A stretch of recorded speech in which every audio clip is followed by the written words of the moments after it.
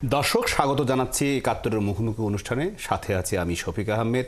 সাম্প্রতিক পরিস্থিতি, বিশেষ করে দ্রব্যমূল্য, ভ্যাট বাড়ানো সহ নানা ইস্যুতে আজ আমাদের স্টুডিওতে কথা বলতে উপস্থিত আছেন প্রধান উপদেষ্টার deputy press secretary Abul Kalam Azad Majumdar, যিনি মূলত একই সাথে ডক্টর মোহাম্মদ ইউনূস প্রধান উপদেষ্টা তার মুখপাত্রের দায়িত্ব তারা পালন করেন, সরকারের সিদ্ধান্তগুলো তিনি জানান। এবং এই অনুষ্ঠানে যুক্ত থাকবেন, কিছুক্ষণের মধ্যে যুক্ত হবেন জাতীয় নাগরিক কমিটির সদস্য সচিব আক্তার হোসেন, এবং অনলাইনে যুক্ত থাকবেন কনজিউমার অ্যাসোসিয়েশন অব বাংলাদেশ ক্যাবের ভাইস প্রেসিডেন্ট SM নাজির হোসেন। এবং আজকে এবি পার্টির কাউন্সিল হয়েছে, সেই কাউন্সিলে নির্বাচিত হয়েছেন এবি পার্টির চেয়ারম্যান হিসেবে আগামী 3 বছরের জন্য মুজিবুর রহমান মঞ্জু। আমরা শুরুতেই মূলত আসতে চাই দ্রব্যমূল্য বাড়ানো, বিশেষ করে ভ্যাটের হঠাৎ করেই শতাধিক পণ্যে শুল্ক কর বাড়ালো অন্তর্বর্তী সরকার। যেমনটি মুঠোফোন সেবার উপর সম্পর্ক শুল্ক বৃদ্ধির ফলে কথা বলা বা ইন্টারনেট ব্যবহারের খরচ বাড়বে কয়েক গুণ, এবং মুঠোফোনে 100 টাকা রিচার্জ করলে কর বাবদ এই অন্তর্বর্তী সরকার বা রাষ্ট্র তারাই নিজেরা কেটে নেবে 56 টাকা 30 পয়সা, যেটি আগে ছিল 54 টাকা 60 পয়সা। এরকমভাবে নানা পণ্যের উপর যে ধরনের কর আরোপ করা হলো নতুন করে, সেটিতে আসলে জনগণের মধ্যে কতটুকু স্বস্তি ফিরবে, এবং জনগণ যেহেতু অনেক প্রত্যাশা নিয়ে অন্তর্বর্তী সরকারকে সমর্থন দিয়েছে, সেই সমর্থনের জায়গায় সরকারের পক্ষ থেকে কেন এই ধরনের পদক্ষেপ নেওয়া হলো হঠাৎ করেই, সেই বিষয়ে আমরা আলোচনায় প্রথমে যুক্ত হতে চাই। অন্তর্বর্তী সরকারের প্রধান উপদেষ্টার deputy press secretary Abul Kalam Azad, আপনার কাছে আসতে চাই যে এত বড় সমর্থন, দীর্ঘ 15 বছরের বঞ্চনা, মানুষের এই ধরনের সিদ্ধান্ত নানা সময় বিগত সময় 15 বছরে আওয়ামী লীগ চাপিয়ে দিয়েছিল, অন্তর্বর্তী সরকারকে মানুষকে তো স্বস্তি দিবে এই সিদ্ধান্তের মধ্যে ভ্যাট বাড়ানোর মধ্য দিয়ে অন্তর্বর্তী সরকার জনগণের মধ্যে কিন্তু তারা আস্থা, বিশ্বাস বা যে ধরনের স্বস্তির কথা জনগণের প্রত্যাশা করেছিল, সেটিতে কতটুকু ভাটা পড়বে এবং কেন এই সিদ্ধান্ত নিলেন? ধন্যবাদ আপনাকে। প্রথম কথা হচ্ছে, এটা স্বীকার করতে কোনো অসুবিধা নেই যে কর বাড়লে জনগণের তো কষ্ট হবেই, কিন্তু এটা নেহায়েতে বাধ্য হয়ে অন্তর্বর্তী সরকারকে এই সিদ্ধান্ত নিতে হয়েছে। আপনি জানেন যে অর্থনীতিতে আমরা নেহায়েতে বাধ্য হওয়ার কারণ কি, সেটাই আমি বলছি। গত 15 বছরের যে লিগাসি, সরকারকে তো এটাই ক্যারি করতে হচ্ছে, এবং এই লিগাসিটা ছিল লুটপাটের, ধ্বংসের, আসলে দেশের মানুষের পকেট কেটে দেশের টাকা বিদেশে পাচার করা। তো সেটা করতে গিয়ে আপনার দেশের কোষাগার তো শূন্য করা হয়েছে, এটা একটা দিক। আর একটা দিক হচ্ছে যে বিশাল একটা ঘাটতি বাজেট দিয়েছে, যেখানে রাজস্ব আয়ের তেমন বড় কোনো ব্যবস্থা নেই, শুধুমাত্র বিদেশি ঋণ নির্ভর একটা বাজেট দেওয়া হয়েছিল। সেই বাজেটটার কারণে ব্যয় অনেক বেশি, কিন্তু আয়ের রাস্তাগুলো খুব বেশি সুগম করা হয়নি। তো এটা আরেকটা বড় সমস্যা। তো অন্তর্বর্তীকালীন সরকার যখন দায়িত্ব বুঝে নিল, তখন তারা দেখলো যে আসলে করের বা দেশের সরকারের যে রাজস্ব আয়, সেটার অবস্থা খুবই করুণ। এখন সরকারকে তো দেশ চালাতে হবে, এবং সরকার দেশ চালাতে গেলে সবার আগে কার কাছে যাবে? দেশের মানুষের কাছেই তো যাবে। তো দেশের মানুষের কাছে যদি সরকার যেতে না পারে, দেশের মানুষের কাছে না গিয়ে যদি ক্রমাগত বিদেশি ঋণ নিয়ে এসে দেশের মানুষের ঋণের বোঝা ভারী করে, সেটা হয়তো সরকার মনে করেছে যে সবচেয়ে যথার্থ হবে না। তবে এই সিদ্ধান্তের ক্ষেত্রে সরকার খুবই সতর্কতার স্বার্থে সঙ্গে এই সিদ্ধান্তগুলো নিয়েছে যে এই পণ্যগুলোর কর শুনতে অনেক মনে হতে পারে শতাধিক পণ্যের কর বাড়িয়েছে, কিন্তু যেগুলো নিত্য ব্যবহার্য পণ্য, একেবারেই নিত্য প্রয়োজনীয় পণ্য, মানুষের দৈনন্দিন জীবনে খুবই প্রয়োজন, এবং গরিব মানুষের যেগুলো না হলে জীবন চলে না, সেরকম পণ্যগুলোতে কোনো কর বাড়ানো হয় নাই। আমাকে ব্যাখ্যা করতে দিন প্লিজ। আপনি বলেছেন যে মুঠোফোন ব্যবহার করলে 100 টাকা রিচার্জ করলে 30 টাকায় কর খাতে চলে যাবে, কিন্তু এখানে আসলে মাত্র 3% কর বেড়েছে। আগের তুলনায় 3% বেড়েছে। আগে মূলত আওয়ামী লীগ সরকারের সময় সর্বশেষ 5 আগস্টের আগে 100 টাকা মোবাইলে রিচার্জ করলে 54 টাকা 60 পয়সা নিত, এক কেটে নিত।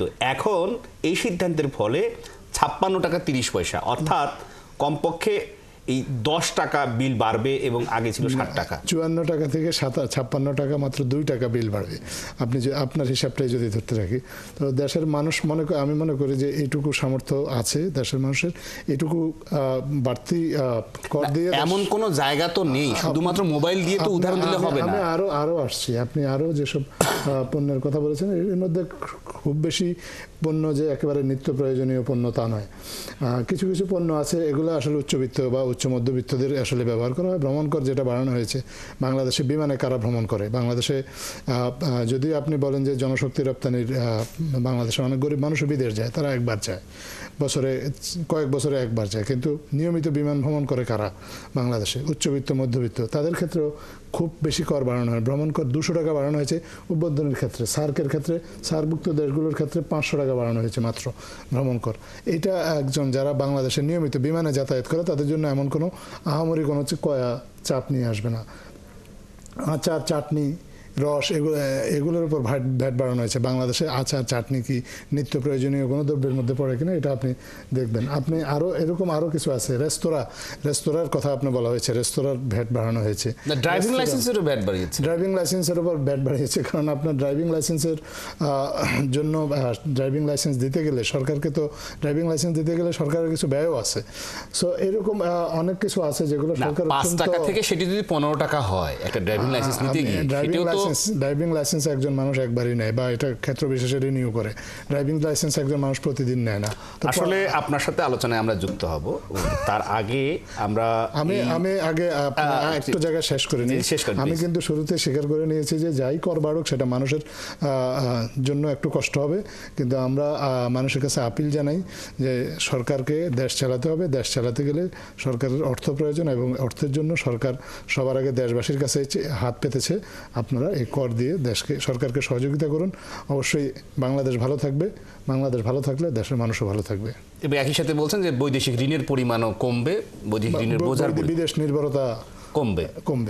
আমরা এই পর্যায়ে আলোচনায় যুক্ত করে নিতে চাই কনজিউমার্স অ্যাসোসিয়েশন অব বাংলাদেশ ক্যাবের ভাইস প্রেসিডেন্ট SM নাজির হোসেন। নাজির হোসেন, আপনি নিশ্চয়ই শুনতে পাচ্ছেন এবং আপনাকে স্বাগত জানাচ্ছি ৭১-এর মুখোমুখি অনুষ্ঠানে। আমাদের সাথে অন্তর্বর্তী সরকারের প্রধান উপদেষ্টা ডক্টর মোহাম্মদ ইউনূসের ডেপুটি প্রেস সেক্রেটারি, যিনি মূলত অন্তর্বর্তী সরকারের মুখপাত্রের ভূমিকা ওনারা পালন করেন, মুখপাত্র হিসেবে দায়িত্ব পালন করছেন। এই অন্তর্বর্তী সরকারের এই হঠাৎ করে প্রায় শতাধিক পণ্যের উপর ভ্যাট বাড়ানোর প্রভাব আপনি কি মনে করেন? কতটুকু হবে বা জনগণ এই মুহূর্তে সেটি সহনীয় কতটুকু প্রস্তুত? ধন্যবাদ আপনাকে। আসলে মানে আবুল কালাম আজাদ ভাই উনি ব্যাখ্যা করার চেষ্টা করছেন ওনার পক্ষ থেকে, ওনাকেও মানে ধন্যবাদ যে আসলে ব্যাখ্যা করার বিষয়টি উনি পরিষ্কার করার চেষ্টা করছেন। তবে আমরা একটু হতাশ হয়েছি, বছরের প্রথম দিকে মানে সুসংবাদ দিয়ে শুরু হবে সেই জায়গাতে ভোক্তাদের জন্য একটা মানে দুঃসংবাদের মতোই। কারণ হলো যে এই ব্যাট বা সম্পূরক শুল্ক যাই আরোপ করা হবে এগুলো পরোক্ষভাবে ভোক্তাকে বহন করতে হবে। ব্যবসায়ীদের পক্ষ থেকে যদিও বিভিন্নভাবে বলা হচ্ছে যে আসলে তাদের উপর নেতিবাচক প্রভাব পড়বে, কিন্তু আসলে আলটিমেট দায়টা কিন্তু ভোক্তাকে নিতে হবে। তো সেই কারণে এই ধরেন এই যে ভাই যেহেতু বলছেন উনি এই যে পণ্য বা সেবার কথা যেগুলি বলছেন এগুলা নিত্য প্রয়োজনীয় না, কিন্তু মানুষের জীবন জীবিকার সাথে আমরা মনে করি এগুলা ওতপ্রোতভাবে জড়িত। যেমন ধরেন আপনি মোবাইল ফোনের কথা বলছেন, ইন্টারনেটের কথা বলছেন, এগুলো এখন মানুষের কাছে অতি প্রয়োজনীয় মানে পরিণত হয়ে গেছে এই সময়টাতে যদি আপনি বাঁচতে চান। তো সেরকম অনেকগুলি পণ্য আছে যেগুলোর ক্ষেত্রে ওনারা মানে ভ্যাট বাড়িয়েছেন বা শুল্ক বাড়িয়েছেন, যেগুলোকে আমরা ইনডাইরেক্ট ট্যাক্স বলছি। তো ইনডাইরেক্ট ট্যাক্সের বড় অসুবিধাটা হলো যে এটা আসলে ধনী গরিব সবার ক্ষেত্রে একই ধরনের প্রভাব ফেলে এবং সবাই একই হারে মানে ট্যাক্স দিতে হয়। সেটার কারণে গরিবের প্রতি এটা অবিচার করা হয়। আমরা ক্যাব থেকে বারবার বলে আসছিলাম যে ডাইরেক্ট ট্যাক্স যেগুলো আছে এগুলো বাড়ানো যায় কিনা। যেমন শতাধিক পণ্য যে মানে এগুলি হচ্ছে, এগুলোর ক্ষেত্রে এখন যেটা হবে সবগুলো পণ্য এবং সেবার দাম বাড়াবে, ব্যবসায়ীরা একটা অজুহাত পাবে যে ব্যাট বাড়িয়েছে, সম্পূরক শুল্ক বাড়িয়েছে, এই কারণে আমাকেও দাম বাড়াইতে হচ্ছে। তখন কিন্তু আমরা আরেকটা দাম বাড়ানোর হেডিকের মধ্যে পড়ে যাব।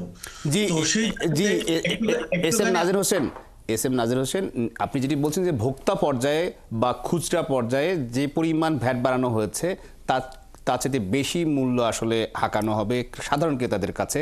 আপনি আমাদের সাথে অনলাইনে যুক্ত থাকবেন। আমরা এ পর্যায়ে আলোচনায় যুক্ত হতে চাই জাতীয় নাগরিক কমিটির সদস্য সচিব, যিনি এই মাত্র একাত্তরের মুখোমুখি অনুষ্ঠানে যুক্ত হয়েছেন।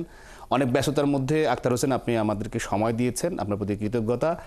আজকে আপনি একটু সংবাদ সম্মেলন করেছেন, সংবাদ সম্মেলনের এই ভ্যাট বাড়ানোর বিষয়ে আপনাদের অবস্থান কি, জাতীয় নাগরিক কমিটির অবস্থান কি, সেটি আপনি যদি বলেন, কারণ এখানে প্রধান উপদেষ্টার মুখপাত্র বলেন বা deputy press secretary Abul Kalam Azad উপস্থিত আছেন। IMF 2023 সালের ফেব্রুয়ারিতে বাংলাদেশকে 470 কোটি ডলার তারা ঋণ দেবে বলে চুক্তি করে বাংলাদেশের সাথে, এবং সেই চুক্তির শর্ত হিসাবে অনেকগুলো পণ্য এবং সেবার উপরে ভ্যাট বাড়ানোর কথা তারা বলেছে। এখন তো একটা পরিবর্তিত বাংলাদেশ, এই পরিবর্তিত বাংলাদেশে IMF-এর যে চুক্তিটা ছিল সেটা পুনর্বিবেচনা করার একটা সুযোগ আছে বলে আমরা মনে করি। সরকারকে IMF-কে বলতে হবে যে না, আমরা যদি এইভাবে ভ্যাটগুলো বাড়াতে থাকি তো সেক্ষেত্রে আমাদের জনগণের যে দ্রব্যমূল্য, সেই দ্রব্যমূল্যের ক্ষেত্রে জনগণ অনেক কষ্ট পাবে। এটা IMF-কে বোঝানো সম্ভব। আরও যদি মোটা দাগে বলি, 24 ডিসেম্বরে বাংলাদেশের রেমিটেন্স এসেছে 263 কোটি, আর IMF ঋণ দিল 470 কোটি। অর্থাৎ আমাদের 2 মাসের রেমিটেন্স যা, তা দিয়েই কিন্তু এই ঋণটাকে মোকাবেলা করা সম্ভব। এই ঋণটা আদতে প্রয়োজন আছে কিনা সেটাও এখন একটা প্রশ্নের বিষয় হতে পারে। এই জায়গা থেকে আমরা বলেছি নিত্য প্রয়োজনীয় যত পণ্য আছে তার উপর যে ভ্যাট বাড়ানো হচ্ছে সেটা দেখে যেন সরকার বিরত থাকে, জনগণের কথা যেন তারা বুঝতে পারে।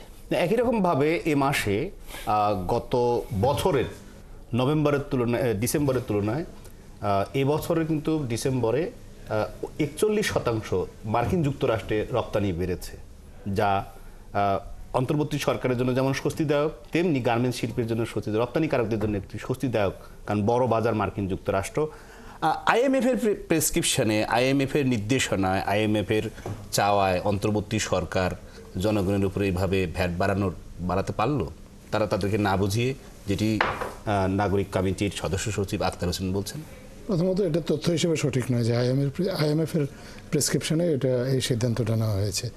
IMF-এর ঋণটা আগের সরকার নিয়েছিল বাজেট সাপোর্ট হিসাবে নিয়েছিল। কেন? কারণ তারা আসলে তাদের যে দুর্নীতির কারণে, মানে তাদের সীমাহীন দুর্নীতির কারণে অনেক প্রকল্পে ব্যয়ের পরিমাণ এত বেশি অকল্পনীয় রূপে বেড়ে গিয়েছিল যে তারা আসলে বাজেটটাকে ঠিক রাখতে পারছিল না, বার্ষিক উন্নয়ন বাজেট বলেন, জনগণের রেভিনিউ বাজেটটা, যেই কারণে তাদেরকে এই ঋণ এনে আপনার তাদের এই বাজেট সাপোর্টটা দিতে হয়েছে। আমি শুরুতেই বলেছি যে বর্তমান সরকারকে কিন্তু সেই লুটেরা অর্থনীতি, ক্রোনি ইকোনমি যেটাকে বলি আমরা, ওই ইকোনমিক লিগাসিটা ক্যারি করতে হচ্ছে, এবং সেই ইকোনমিটাকে ক্যারি করতে গিয়ে আপনার বর্তমান সরকারকে এই অর্থনীতিটাকে আবার আগের জায়গায় বা একটা স্থিতিশীল জায়গায় নিয়ে আসতে অনেক সংগ্রাম করতে হচ্ছে। এই সংগ্রামের জন্যই সরকার, আমি যথার্থই আক্তারের সাথে একমত, হ্যাঁ, এ ধরনের ঋণ চুক্তি হওয়া উচিত না। আমরা যদি আমাদের নিজস্ব সোর্স থেকে আমাদের যদি উনি বলেছেন যে এই চুক্তি IMF-এর সাথে চুক্তিটা রিভিউর কথা বলছেন। আমি সেটাই বলছি যে আমরা এ ধরনের চুক্তি না করে যত ঋণ নির্ভরতা কমিয়ে আমরা আমাদের অভ্যন্তরীণ রিসোর্স থেকে আমাদের বাজেটটাকে চালাতে পারি, জনগণের উপর যত কম ভোগান্তি কর তো দিতে হবে। বাংলাদেশের tax GDP ratio one of the lowest in south Asia. আমি জানি না বিশ্বের অন্যান্য অঞ্চলের কী অবস্থা।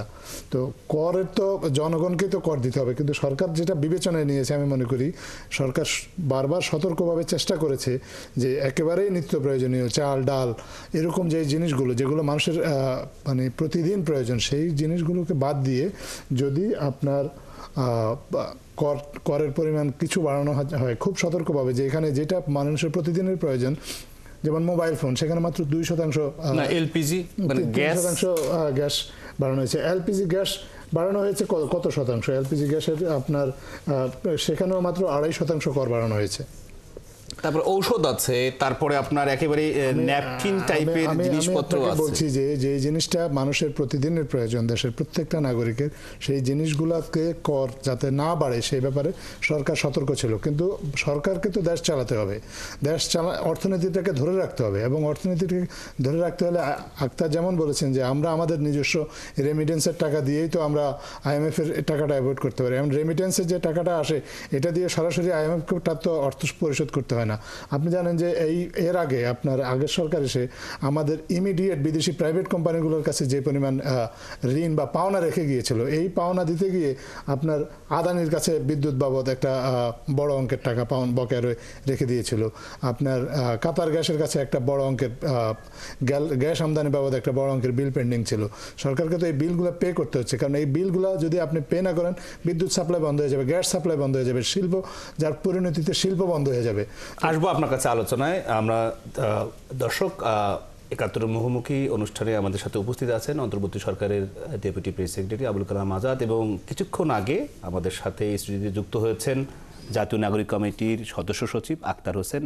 আজ আমাদের ৭১ টেলিভিশনের স্টুডিওতে উপস্থিত আছেন চলমান বিষয়ে কথা বলতে অন্তর্বর্তী সরকারের প্রধান উপদেষ্টা ডক্টর মোহাম্মদ ইউনূসের ডেপুটি প্রেস সেক্রেটারি, একই সাথে অন্তর্বর্তী সরকারের মুখপাত্রের দায়িত্ব পালন করেন ডক্টর আবুল কালাম আজাদ মজুমদার। এবং এই আলোচনায় যুক্ত আছেন আমাদের জাতীয় নাগরিক কমিটির সদস্য সচিব আক্তার হোসেন, এবং আলোচনায় একবার যুক্ত হয়েছিলেন অনলাইনে কনজিউমার্স অ্যাসোসিয়েশন অব বাংলাদেশ ক্যাবের ভাইস প্রেসিডেন্ট SM নাজির হোসেন। আমরা নাজির হোসেন একটি প্রশ্ন করেছিলেন অন্তর্বর্তী সরকারের প্রধান উপদেষ্টার, যেহেতু আপনি মুখপাত্রের দায়িত্ব পালন করেন জনাব আবুল কালাম আজাদ মজুমদার, আপনি সেই প্রশ্নের উত্তরে কি বলবেন? জি ধন্যবাদ। উনি একটা আশঙ্কার কথা বলেছেন মূলত, যে এই ভ্যাট বাড়ানোর ফলে ব্যবসায়ীরা দাম বাড়ানোর আবার আরেকটা সুযোগ পাবে। তো এইটা যদি ব্যবসায়ীরা কোনো ব্যবসায়ী করে থাকেন তো এটা খুবই অনৈতিক হবে, এবং নিশ্চয়ই সরকার সেটা দেখবেন, কারণ এটা তো ব্যবসায়ীদের কোনো বিষয় না। এটা হচ্ছে সব ভ্যাট, ভ্যালু অ্যাডেড ট্যাক্স। পণ্য যিনি কিনবেন তিনি সেটা দেবেন, ক্রয়কৃত মূল্যের উপর উনি ট্যাক্সটা দেবেন।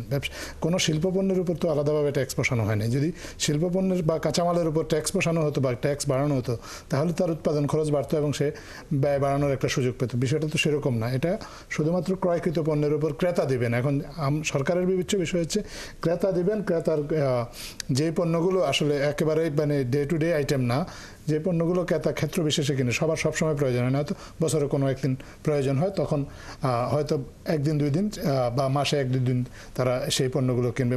মোবাইল ফোনের বিষয়টা বাদ দিলে আর কি, মোবাইল ফোন যেহেতু আমরা সবাই কথা বলি, এটা আমাদের প্রতিদিনকার বিষয়। সো কোনো ব্যবসায়ী যদি এটার অজুহাতে যদি পণ্যের দাম বাড়ানোর চেষ্টা করে সেটা ব্যবসায়ীদের দিক থেকে খুব অনৈতিক হবে, এবং আমি মনে করি যে সরকার সেটাও দেখবে। আর তাছাড়া ক্যাব দাবি করেছে বা আজকে নাগরিক কমিটিও দাবি করেছে এটার বিষয়ে তাদের কিছু দাবি দেওয়া জানিয়েছে। এই সরকার কিন্তু ফ্লেক্সিবল সরকার, এমন না যে কোনো দাবি দেওয়া কারো কখনো শোনে নাই। সরকার দাবি দেওয়ার দাবি আসলে কি ছিল? জাতীয় নাগরিক কমিটির আপনি সদস্য সচিব, আপনি নিজেই প্রেস কনফারেন্স করেছেন, ৭১ টেলিভিশন সরাসরি সম্প্রচারও করেছে। আপনার দাবির মূল কি এবং সরকারের কাছে আপনাদের মানে চাওয়া কি? আসলে যে অধ্যাদেশ বলে ভ্যাট এবং সম্পর্ক শুল্ক সেবা এবং পণ্যের উপরে বাড়ানো হলো, সে অধ্যাদেশটা প্রত্যাহার করতে হবে, এবং একই সাথে টিসিবির যে ট্যাক্সেল কার্যক্রম সেটাকেও বৃদ্ধি করতে হবে, এটা বন্ধ করে রাখা হয়েছে। এবং একই সাথে আমরা বলি এই 16টা বছর ধরে বাংলাদেশের টাকাগুলো তো বিদেশে পাচার করা হয়েছে। যে শ্বেতপত্র প্রকাশিত হলো তাতে দেখা গেল যে 234 বিলিয়ন মার্কিন ডলার বাংলাদেশ থেকে পাচার করা হয়েছে। যদি একটা পদ্মা সেতুর কথা আমরা বলি, পদ্মা সেতুতে 3 বিলিয়নেরও কম অর্থ খরচ করে একটা পদ্মা সেতু হলো। এখন 3 বিলিয়নের কম খরচে একটা পদ্মা সেতু হলে 234 বিলিয়নে 78টা পদ্মা সেতু করা সম্ভব। এই পরিমাণ টাকা আওয়ামী সরকার পাচার করেছে।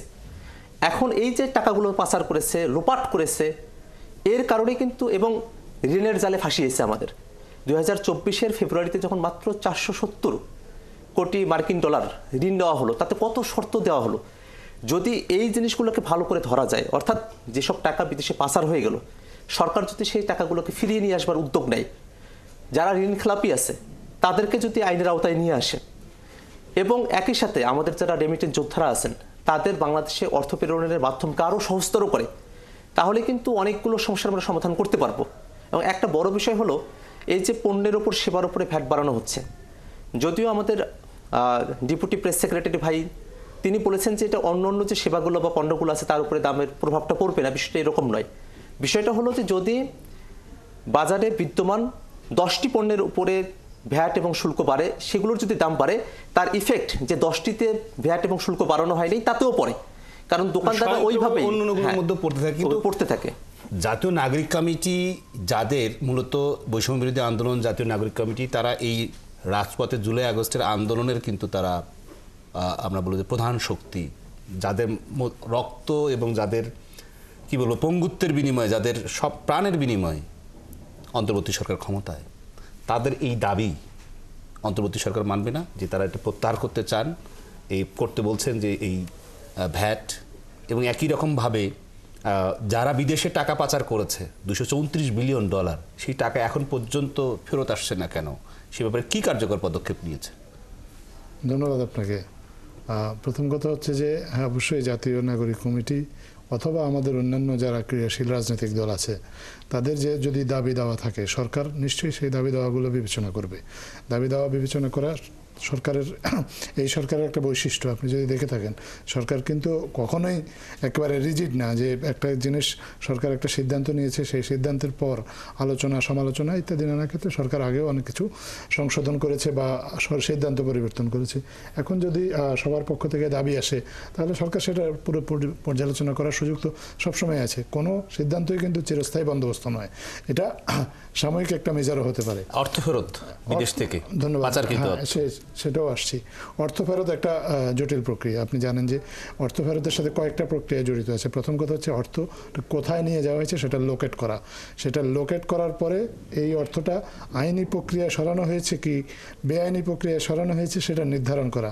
নির্ধারণ করার পর আপনি একটা জিনিস জেনে বুঝে থাকবেন যে অর্থটা যে দেশে নেওয়া হয়েছে সেই দেশ কিন্তু এই পাচারকৃত অর্থের বেনিফিশিয়ারি। তারা কিন্তু খুব সহজে আপনাকে সহযোগিতা করবে এরকম না যে সেই দেশ থেকে আপনি অর্থটা এখানে নিয়ে আসেন।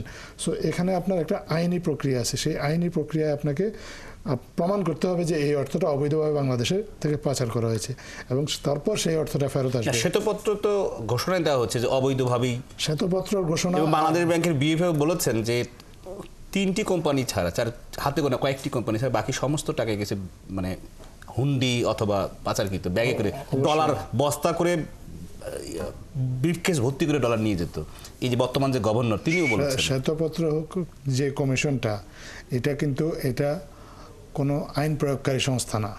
শ্বেতপত্র যে কমিশন, তারা পর্যালোচনা করেছে, তারা তো তথ্যপত্র দিয়ে আপনাদেরকে সহায়তা করেছে, আপনারা কি ব্যবস্থা নিচ্ছেন? তথ্যপত্র দিয়ে সহায়তা করেছে বলেই তো ব্যবস্থা নেওয়ার পথটাও মুক্ত হয়েছে।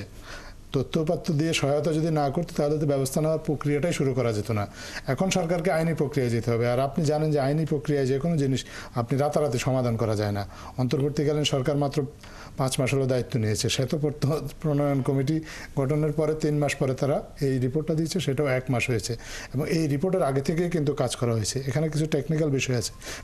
আমি আরেকটা প্রসঙ্গ আপনাকে আসতে চাই। এই যে আরেকটা জিনিস আমি বলি, আপনার যে এই অর্থ উদ্ধারের যে বিষয়টা, এটা প্রকাশ্যে ঢোল পিটিয়ে বলারও কোনো বিষয় না। প্রকাশ্যে ঢোল পিটিয়ে বলার বিষয় না এই কারণেই যে তাহলে যারা পাচার করেছে তাদের এক্ষেত্রে সতর্ক হওয়ার সুযোগ থাকে, বা যাদেরকে টাকাটা ফেরত দিতে হবে তারাও তখন নানাভাবে আইনি ফাঁক ফোকর খোঁজার চেষ্টা করবে কোনোভাবে যাতে সেই অর্থটা রেখে দেওয়া যায়। আমি আপনাকে নিশ্চিত করে বলতে পারি এই ব্যাপারে কাজ হচ্ছে, এবং শুধু বাংলাদেশ সরকার নয়, বাংলাদেশ সরকারের সাথে বন্ধুপ্রতিম আরো বেশ কয়েকটি সরকার এটার সাথে অনবোর্ড হয়েছে, এবং তারা সরকারকে সহযোগিতা করছে। আমার বিশ্বাস একসময় না একসময় বাংলাদেশে পুরো টাকাগুলো না হলেও আংশিক হলেও এই পাচারকৃত অর্থ ফেরত আসবে। না, যেহেতু অন্তর্বর্তী সরকারের প্রধান উপদেষ্টা ডক্টর মোহাম্মদ ইউনূস নোবেল জয়ী, শুধু নোবেল বিজয়ী হলেই তো হবে না, তা সারা বিশ্বে যে ধরনের গ্রহণযোগ্যতা রাষ্ট্রপ্রধানদের সাথে, বিশেষ করে মানে পশ্চিমা থেকে শুরু করে মানে এশিয়ার সমস্ত দেশের রাষ্ট্রপ্রধানরা তাকে অত্যন্ত সম্মান করে। নিশ্চয়ই ডক্টর মোহাম্মদ ইউনূসের সেই যদি তিনি চান, তাহলে সেই সরকারও সহযোগিতা করবেন। তার নমুনা আমরা দেখেছি, ব্রিটিশ সরকারের পক্ষ থেকে আমাদের দুদকে এসেছিল, তারা সহায়তা করতে চেয়েছে। ৭১ মুখোমুখি অনুষ্ঠানে আজ আমাদের স্টুডিওতে উপস্থিত আছেন সমসাময়িক বিষয় নিয়ে কথা বলতে প্রধান উপদেষ্টার উপপ্রেস সচিব আবুল কালাম আজাদ মজুমদার এবং জাতীয় নাগরিক কমিটির সদস্য সচিব আক্তার হোসেন। উত্তরবঙ্গের তিনি কৃতি সন্তান, যিনি এই আন্দোলনে অনেক তার অবদান, এবং আমরা শুরুতেই এই পর্যায়ে রাজনৈতিক বিষয়ে আলোচনা করতে চাই। জাতীয় নাগরিক কমিটির সদস্য সচিব আক্তার হোসেন, আপনারা তো রাজনৈতিক দল করবেন, আগামী মাসে ঘোষণা আসবে। ঘোষণার দিয়ে রাজনৈতিক দল করে আগামী ডিসেম্বর মাসে নির্বাচন বা তার পরবর্তী যে কোনো সময় নির্বাচন হবে, সেই নির্বাচনে প্রতিদ্বন্দ্বিতা করার মতো একই সাথে নির্বাচন কমিশনের নিবন্ধন, একই রকমভাবে প্রতীক বরাদ্দ পাওয়া, সব মিলে প্রস্তুতি কেমন? জাতীয় নাগরিক কমিটি একটি রাজনৈতিক প্ল্যাটফর্ম, একটা প্রেশার গ্রুপ হিসেবে কাজ করছে। সারা দেশে আমাদের ইতিমধ্যে প্রায় 200 থানা কমিটি আমরা করতে সক্ষম হয়েছি। আমরা আশা করি এই মাসের মধ্যেই সারা দেশের অন্তত 500 থানায় আমাদের কমিটি হবে এবং পরের মাসের হয়তো প্রথম সপ্তাহের মধ্যেই সারা দেশের যতগুলো থানা আছে প্রত্যেকটাতেই আমাদের কমিটি হবে। জাতীয় নাগরিক কমিটি ইটসেলফ নিজে কোনো রাজনৈতিক দল হবে না। বৈষম্যবিরোধী ছাত্র আন্দোলন, জাতীয় নাগরিক কমিটি এবং আরও অনেক ছোট ছোট গ্রুপ আছে এবং পার্সনরা আছেন যাদেরকে হয়তো আমরা এখনও খুঁজে পাইনি, তাদেরকে আমরা খুঁজে পাওয়ার চেষ্টায় আছি। তাদের সকলকে নিয়ে একটা নতুন উদ্যোগ হবে একটা রাজনৈতিক দলের। সেটার সাথে জাতীয় নাগরিক কমিটি বা বৈষম্যবিরোধী ছাত্র আন্দোলনের তার সংযোগ এই পর্যায়ের যে যারা ওই রাজনৈতিক দলে যেতে ইচ্ছুক তারা সেই রাজনৈতিক দলে যেতে পারবে এবং যারা জাতীয় এই নাগরিক রাজনৈতিক কমিটি দলের যে রাজনৈতিক দল আসছে আগামী ফেব্রুয়ারিতে, আপনি যদি এক লাইনে বলেন যে তাদের লক্ষ্য উদ্দেশ্য কি হবে? বাংলাদেশে একটি বাংলাদেশপন্থী, একটি মধ্যমপন্থী রাজনীতি প্রতিষ্ঠা করা, বাংলাদেশের নাগরিকরা নাগরিক হিসেবে মর্যাদা প্রাপ্ত হবেন এরকম একটি রাজনীতি করা। আসবো আপনার কাছে আলোচনায়। আজ অর্থাৎ গত 3 দিন ধরেই এবি পার্টি যে এবি পার্টি জন্ম হয়েছিল আরও কয়েক বছর আগে, তারা আজ কাউন্সিলের মাধ্যমে তারা নেতা নির্বাচিত করেছেন।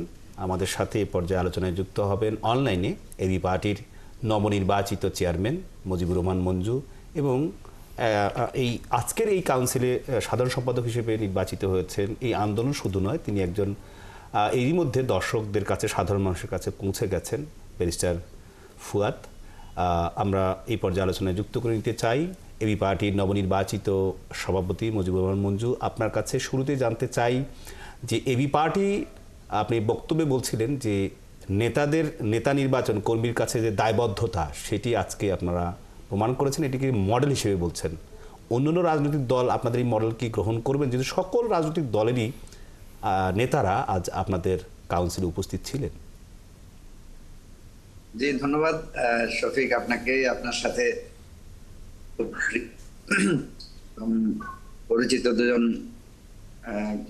ভাই আছেন, আজাদ মজুমদার, আক্তার হোসেন।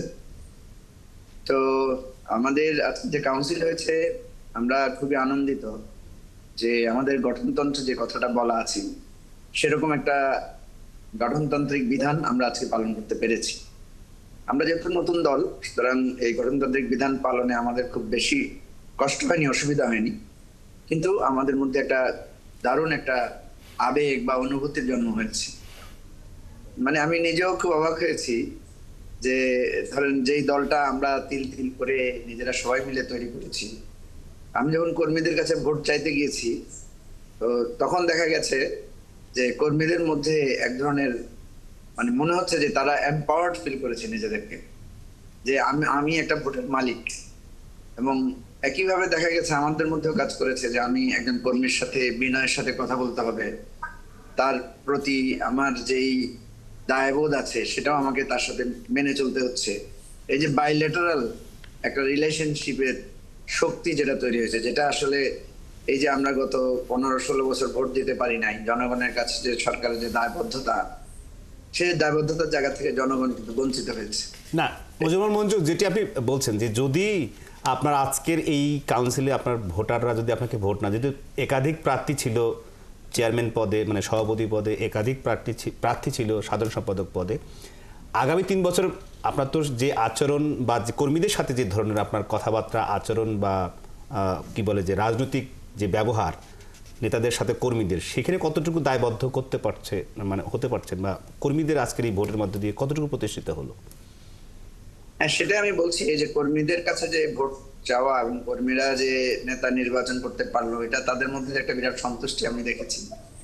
এখন কথা হচ্ছে আমরা কতটুকু তাদের দায়টা রক্ষা করতে পারবো, তাদের কাছে যে আমাদের যে কমিটমেন্ট, দলটাকে তৃণমূল পর্যায়েও কাউন্সিল করে গণতান্ত্রিক ভাবে নেতৃত্ব নির্বাচন করা, সেটা কতটুকু পারবো, সেটা নিয়ে কিন্তু আমরা আজকে সেকেন্ড সেশনে বিস্তারিত আলোচনা করেছি। আমরা আমাদের তৃণমূল নেতাদেরকে বলেছি যে দেখেন, কেন্দ্রীয় ভাবে আমরা করেছি ঠিক আছে, কিন্তু এখন কিন্তু আপনাদের জেলা পর্যায়েও করতে হবে সেটা।